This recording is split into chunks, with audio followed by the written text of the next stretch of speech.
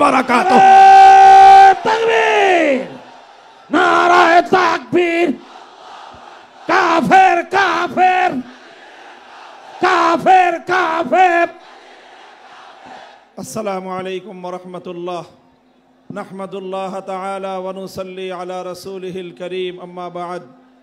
قال رسول الله صلى الله عليه وسلم فأنا اللبنة وأنا خاتم النبيين। সম্মিলিত খতমে নবুয়ত পরিষদের উদ্যোগে আয়োজিত আজকের এই খতমে নবুয়ত মহাসম্মেলনে উপস্থিত সংগ্রামী সভাপতি, উপস্থিত বিশ্ব উম্মতে মুসলিমার বরেণ্য ওলামায়ে কেরাম, সমবেত নবী প্রেমিক তাওহীদি জনতার এই বিশাল বাঁধ ভাঙ্গা জনস্রোত এবং জনসমুদ্র, আমরা বলতে চাই পরিষ্কার ভাষায়, আল্লাহ পাক রব্বুল ইজ্জত নবুয়তের যেই প্রাসাদকে পূর্ণ করেছেন, সেই প্রাসাদের সর্বশেষ সুমহান অংশ এবং তার ঈদ বলে মুহাম্মদ সাল্লাল্লাহু আলাইহি ওয়াসাল্লাম নিজেকে ঘোষণা করেছেন। আল্লাহর নবীর পরে ইসলামের নবুয়তের এই সুমহান প্রাসাদে অন্য কেউ যদি নবুয়তের পরিচয় দিতে চায়, সে নবুয়তের এই সুমহান রাজপ্রাসাদে আবর্জনা, ময়লা বলে বিবেচিত হবে। ইতিহাসের ঘৃণিত ময়লা আবর্জনা কুখ্যাত গোলাম আহমদ কাদিয়ানী এবং তার অনুসারীদেরকে বাংলার রাষ্ট্রে কাফের ঘোষণা দেখতে চাই। পরিষ্কার বলছি, আমরা 2013 সালের নবী প্রেমিক তাওহীদি জনতার শাপলা চত্বরের রক্তের উপর 24-এর যে বিপ্লব প্রতিষ্ঠিত হয়েছে, সেই বিপ্লব পরবর্তী বাংলার মাটিতে কাদিয়ানীর অমুসলিম ঘোষণা হতেই হবে, হতেই হবে।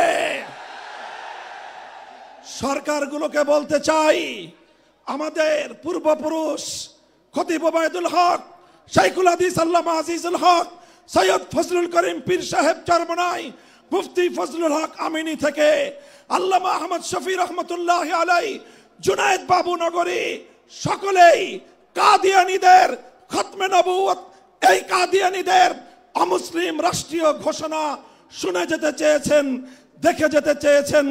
দুঃখ এবং পরিতাপের বিষয়, বাংলাদেশের সরকারগুলো এই কথা রক্ষা করতে পারে নাই। আমাদের আমির হেফাজত আল্লামা মুহিবুল্লাহ বাবু নগরী হায়াতে আছেন, তার নেতৃত্বে পীর সাহেব মধুপুর যে ডাক তুলেছেন, এবার কাদিয়ানীদের অমুসলিম ঘোষণা দাবি আদায় করার জন্য যদি প্রয়োজন হয়, আবার 5ই মের মতো ঢাকা অবরোধ করতে হবে, ঢাকা অবরোধ করতে হবে।